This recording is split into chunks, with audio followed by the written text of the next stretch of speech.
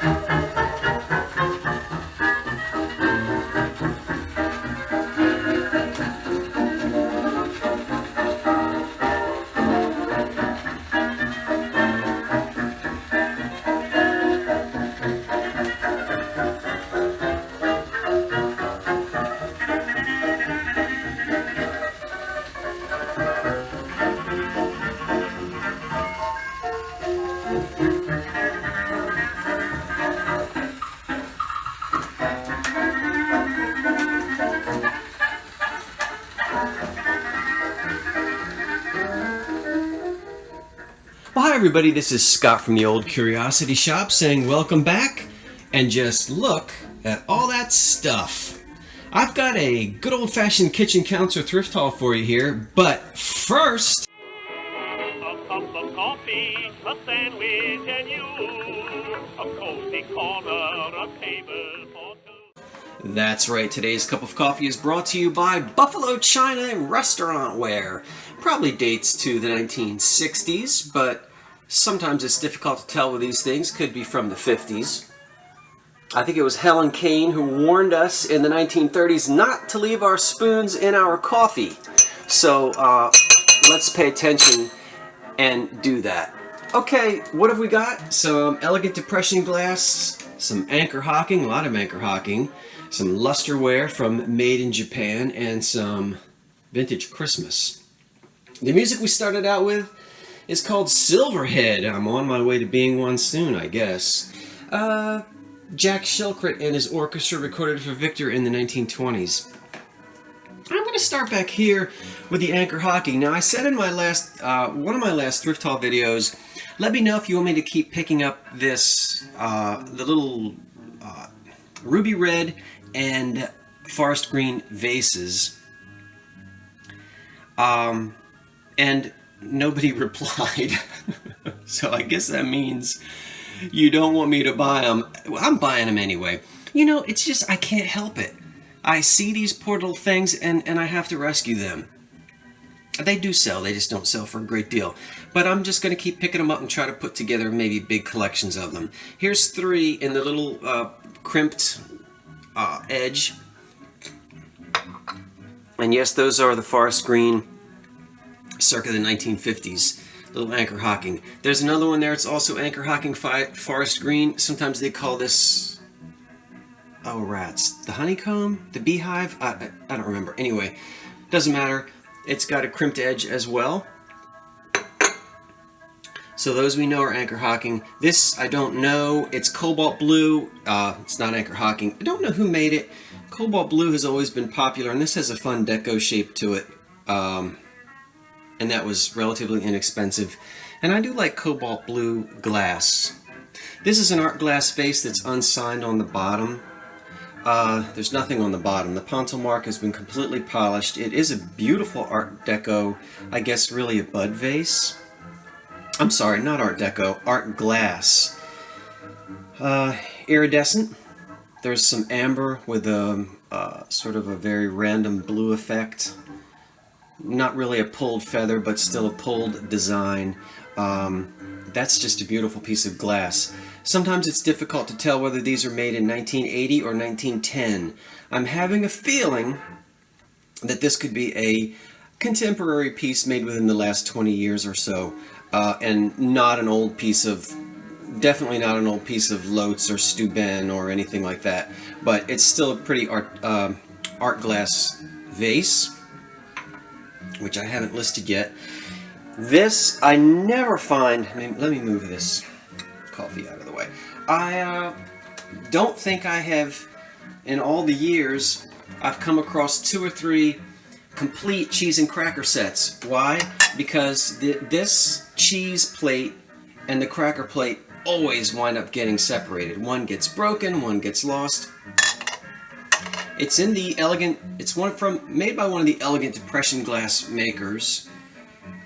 The gilding is absolutely beautiful, almost embossed because it's laid on so thickly. There's actually a thickness to this.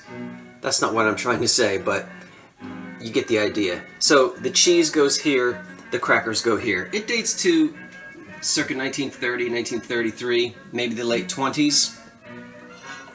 And it is in a sort of aqua color. Not really green, not really blue, but somewhere in between. Even though it may not be showing up that way in this video, it may look more green to you, but it has a tint of sort of the ocean. This great big 12-inch bud vase or long stem rose vase is in black glass, amethyst glass. We'll hold it up to the light. You can really see the amethyst shining through on this one.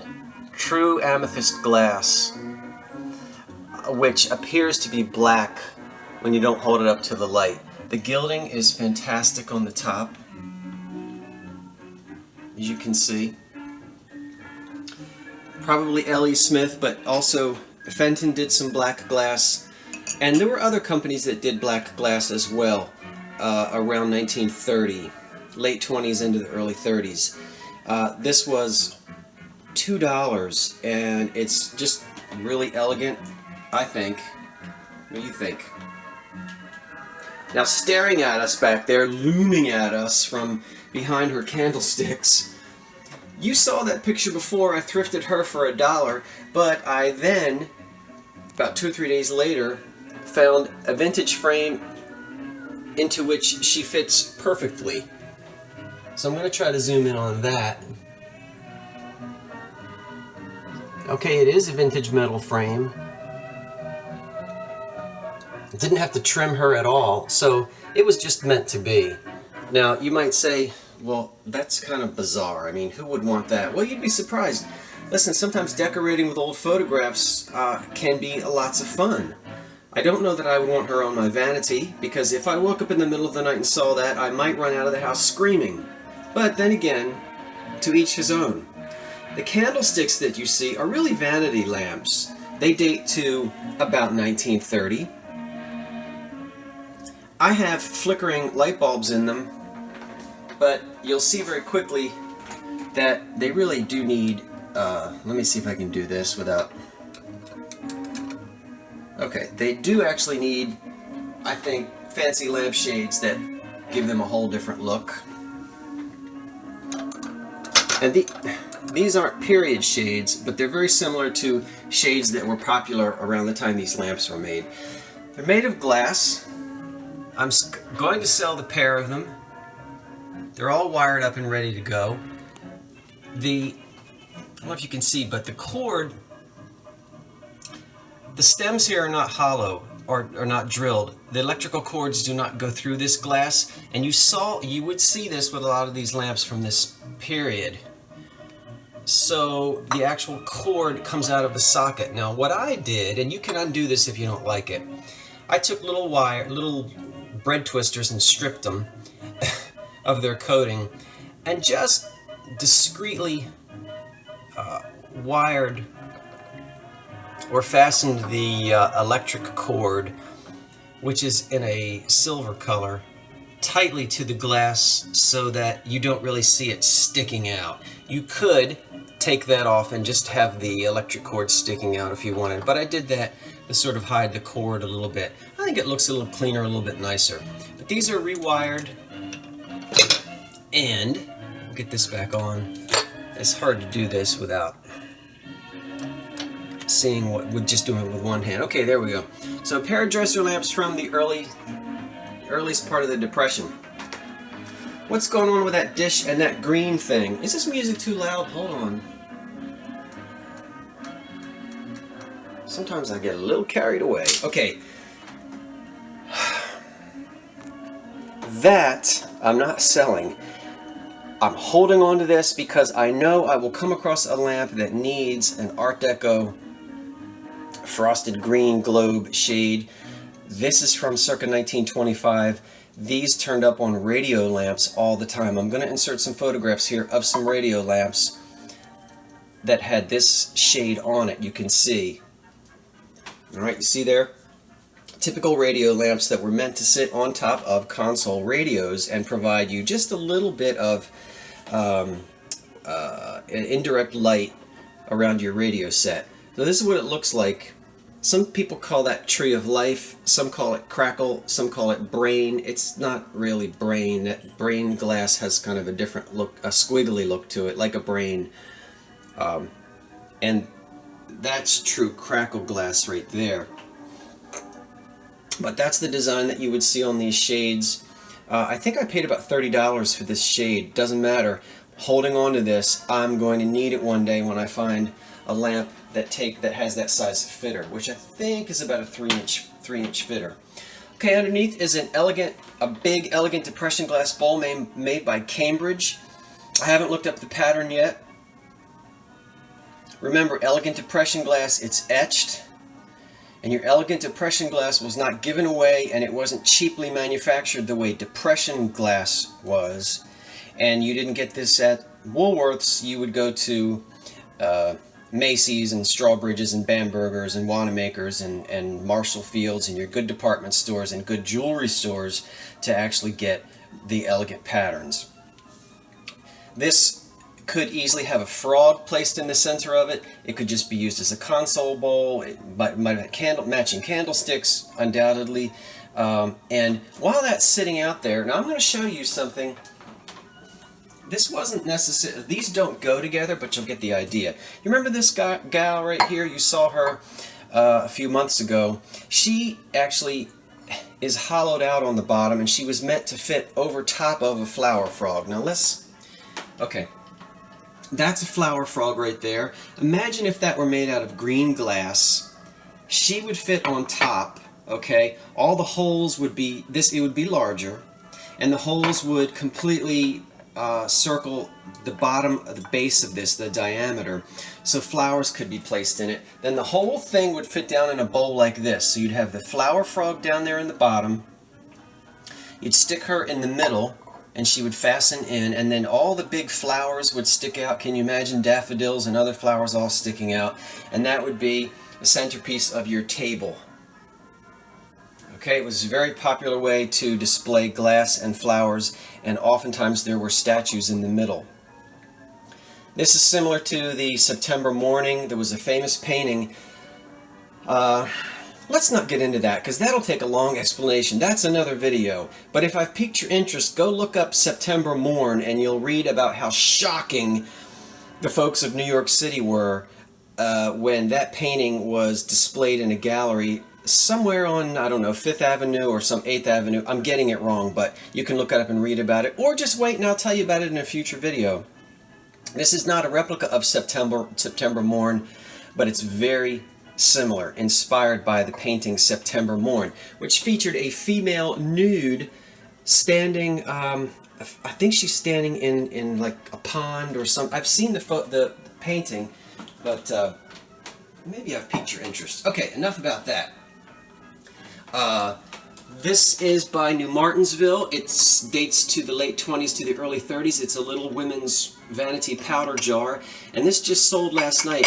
Now I have to tell you, most of these items I put in my eBay shop yesterday, and I woke up this morning to find out that this had sold last night for $14. I will either list things as an auction or a buy it now. If I list it as an auction, it hangs around for 7 days. If I list it as a buy it now, you can just buy it like right now.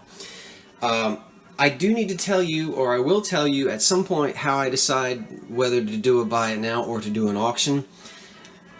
I may go to all auctions to give everybody a chance if you see something you like, because if I list this as a buy it now, as I did, it sold right away, and now here it is the next morning and I'm showing it to you in a thrift haul, but it's already sold. I know it's confusing, and I'll try to explain that a little more in a future video, but this would be wonderful. As you know, I'm just tripping over all this amber glass. That's why I'm picking up so much of it. If you didn't want to put powder in it, that's just big enough to hold, what, about a dozen candy corn, right? So you're not tempted to grab a whole handful of it. You just eat one candy corn at a time out of that. Anyway, it sold. And I listed it for $14, which I think is very reasonable for a beautiful piece of New Martinsville glass, which was very good glass, nice glass, would be considered elegant glass. And again, that dates to about 1930. Two little amber crackle glass vases or jugs or pitchers. I think he's 3 inches, and I think this one is 4 inches. Again, these are blown with applied handles, and they could have been made any time from the 50s, 60s, 70s. My perfume bottle collectors are going to love me for rescuing these little guys, especially this one. This delicate little crystal perfume bottle top. This one is made of glass, black glass. Okay. These 3 are in early plastic and they're tiny. Let's see if I can get down there. Oh, did you just hear my knee pop? That's called 52 years old and your knees pop sometimes. All right. Another nice glass. And this one too. So these are all, again, I'm going to probably group all these together and sell them as a lot, and a perfume bottle collector will just swipe those right up. Okay, kitchen gadget. What is it for? Who's going to be the first one to chime in and say, I know what that's for. I remember Granny. I don't know. I think it has something to do, doesn't it have something to do with canning jars? Don't you lean this over your big boiler and pull your hot jar? You know, when you boil your jar, you sanitize your jars for canning. I may be completely wrong, but there's just something in my brain that's telling me that might be what it is. And if that's not what it is, I want to know. So please put it in the comments below. What is it? It's got a nice wooden handle, which is kind of a blue color, pale blue. Well, I guess is that, what color blue is that? I don't know. Maybe it's faded. Okay. Kitchen gadget. I could not pass up a vintage kazoo. I'm going to be so annoying with this. Love it. Take that to church. I'm not going to take that to church. This guy right here is adorable. I think he's a beagle. You dog folks will tell me. Get a look at his head. Is he a beagle? And he is lapping up something from his dish. I know the dish looks cattywampus. It has not been broken and re-glued. It's just, it was made that way. I guess he's gone to town and he's tilted his dish off the floor. There are no chips, or cracks. And he is made in Japan. No repairs on him. Fantastic. So he's going to go up for sale. Really cute. A couple of lusterware pieces also made in Japan. Here's a flower frog. I think it holds 8 flat. Well, you can count. We'll turn it upside down. There you go. 1, 2, 3, 4, 5, 6. Yep, 8.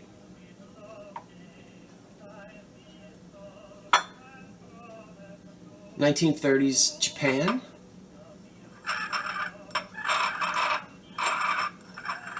Flower frog meaning you stick individual stems down into each one of these holes.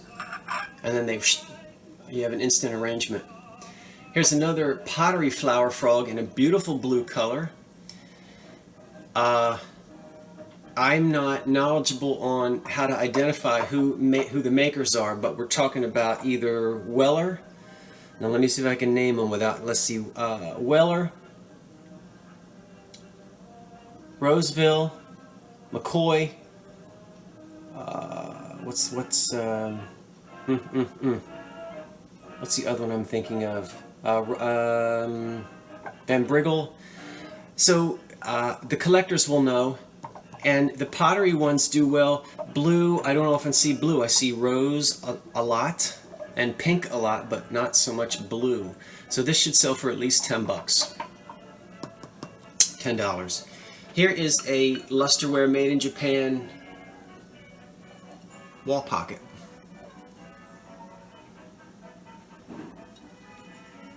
In good shape.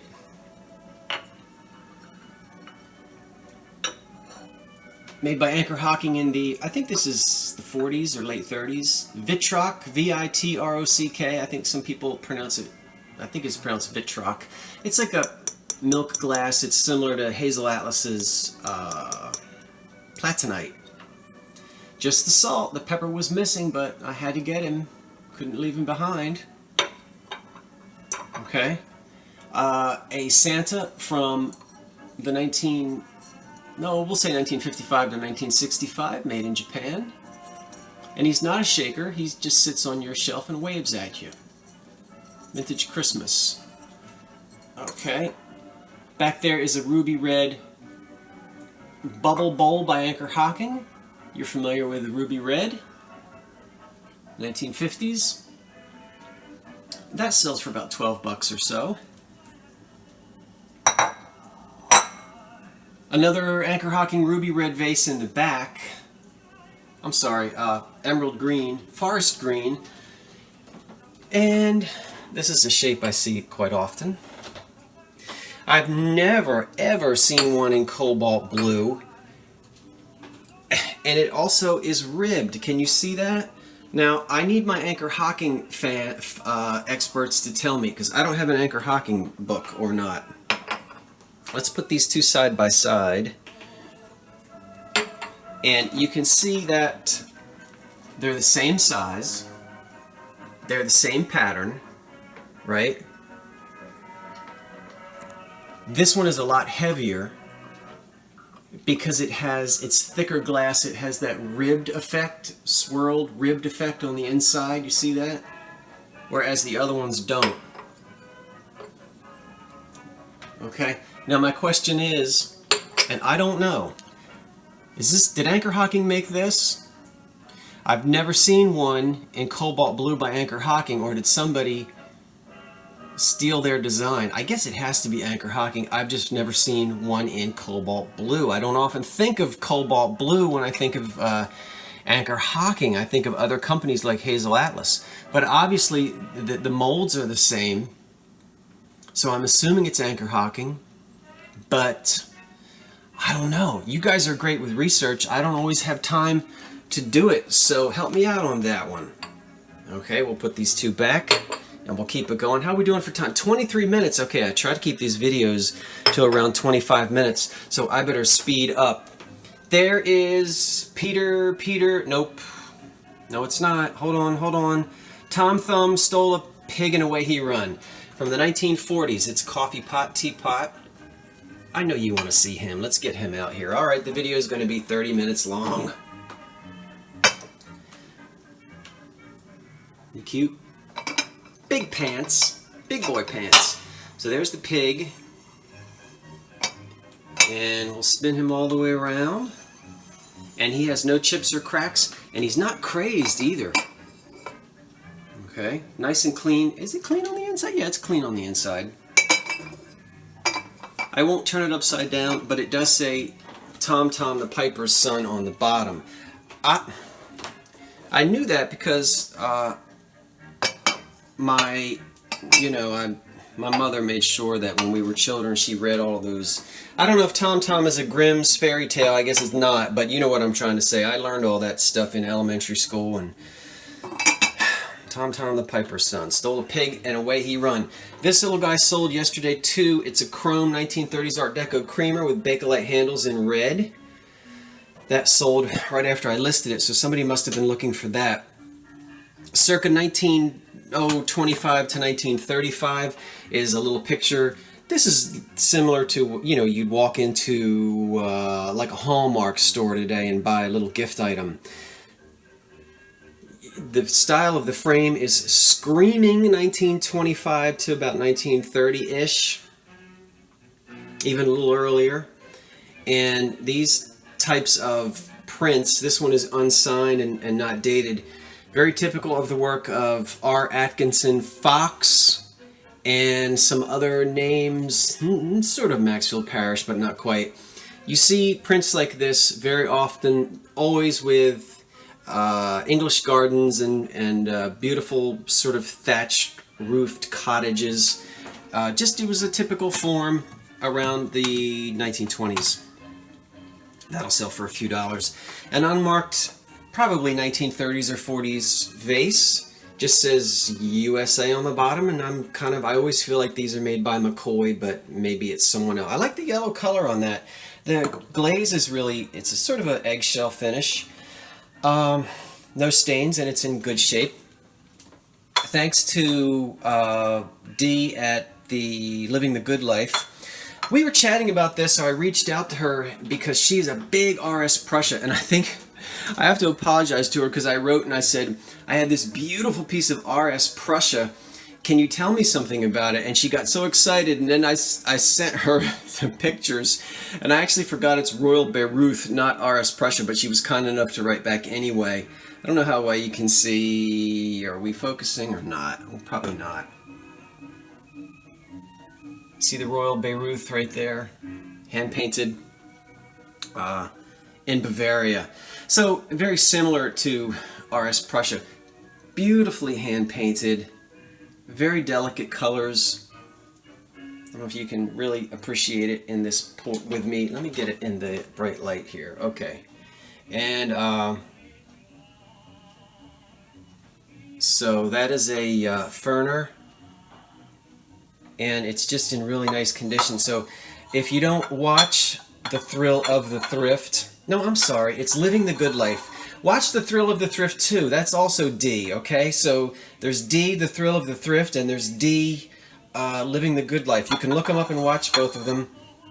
Living the Good Life has a wonderful collection of RS Prussia, and she was telling me about this particular piece here. Dates to probably, I guess, 1900, 1910, maybe earlier. I'm not totally up on all my marks, but we'll say 1880s to 1920, something like that.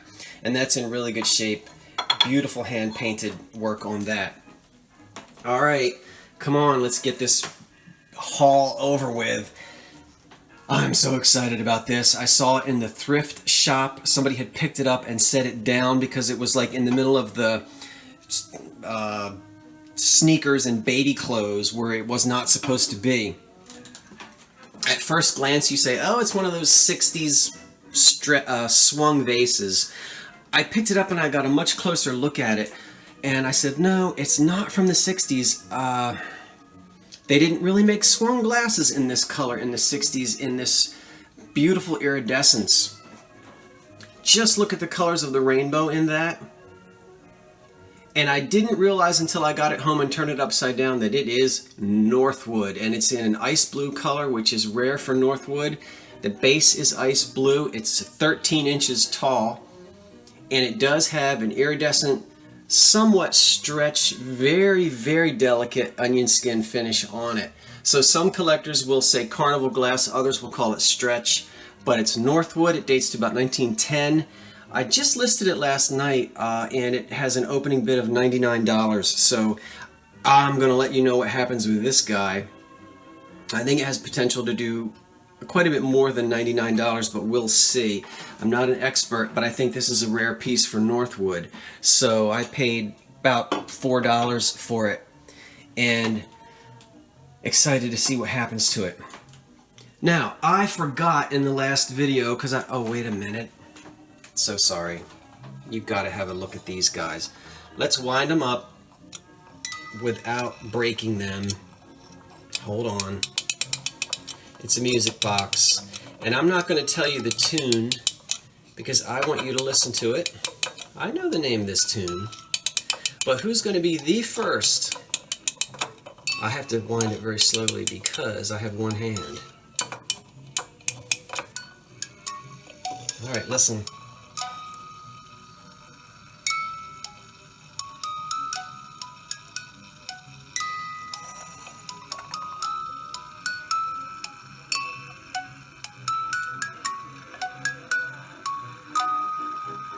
I know it's confusing with the jazz playing behind us. Hold on. Okay. All right, what is it? No, it is not Girls Just Want to Have Fun. Come on. All right, that's all you get. Now, I expect someone to immediately put in the comments what the name of the tune is. No, you don't win this, but you get the fame and the fortune of being the first one with the right answer. It's probably made in Japan. I don't think it's marked. It is marked, so it is made in Japan. And that dates to, again, we're going to say 1955 to 1965. No damage at all. None of their little heads were broken off. None of their little hymnals are chipped. So how exciting was that? Oh, the music box didn't work. It was all glumped up with gloop. So I took it apart, cleaned it, give it a good DW40 spray, and it's working again. It's playing slowly because I didn't wind it up very tightly. Last and least, that wasn't very nice. Last but not least, I forgot this guy in the last video. It is a beautiful hand-painted plate. There is nothing on the back of it. I repeat, nothing. It's beautiful white porcelain. It's gilded. It has poppies. Notice how lovely the hand painting is. Who made it? Well, it is signed and it is dated. Now this is where the controversy comes in. Look very closely. And yes, I'll focus. There's the name of the person who signed it. M. something. There's the date. Now, you tell me what date that is. What are our choices? Okay, 1876, 1976, or 1916? Or do you think it's a 2? Is it 1926? Now let's just look at this plate. Doesn't look like 1976 at all. It's also not the style of what you would see in 1876. I showed a picture of it to my old college roommate who thinks that is a 16, that's just how it was painted on there with a fine brush. So he thinks that it's 1916. Are we focusing again? I'm trying to really get you to see it.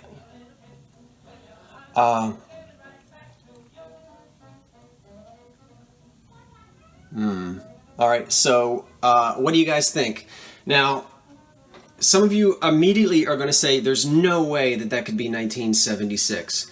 Well, you might be surprised. I have picked up hand-painted pieces like this, blanks, that are clearly dated, and you would be surprised. You might be surprised at how recently some of these things were painted, and they look very old. Now, I'm not suggesting that it is 1976, but we can't rule it out. And I'm saying that not by just an educated guess, but because I've actually picked up pieces that I thought looked like 1890s, and they were clearly marked on the back, the 1980s, the 1970s. So people did this work even recently. So what do you think? All right, I've talked enough about that. You guys chime in the bottom. I'm not really sure. I don't think 1876. It's not really looking like 1916 to me in the bright light, but it's just really hard to determine. It almost looks like a 2. So, but 1926 would be, I don't know. Anyway, it's really pretty, and there are poppies all over that dish, and I think I've already got that listed. Okay, so almost everything here is already listed in the Old Curiosity Shop. I'm going to be working the rest of the afternoon to get the rest of the things listed except for the couple of things that I think I said I was going to keep. Okay, welcome new subscribers. Thanks for watching. I hope you enjoyed seeing the things that I like to pick up, basically from the 1920s into the 60s, and the majority of it is for sale in the old curiosity shop. I'll put the link below. Thank you for your questions, your comments.